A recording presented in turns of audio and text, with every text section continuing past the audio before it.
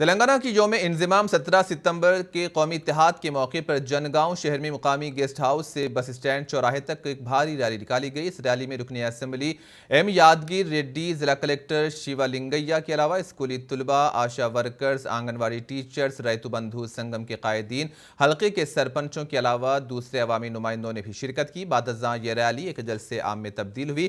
इस जलसे से जनगांव के रुकने असेंबली एम यादगिरी रेड्डी ने खिताब करते हुए कहा कि तेलंगाना के चीफ मिनिस्टर केसीआर की हिदायत पर रियासत भर में तेलंगाना में कौमी इत्तेहाद को मनाया जा रहा है। इस मौके पर चीफ मिनिस्टर केसीआर की तस्वीर को दूध से नहलाया गया।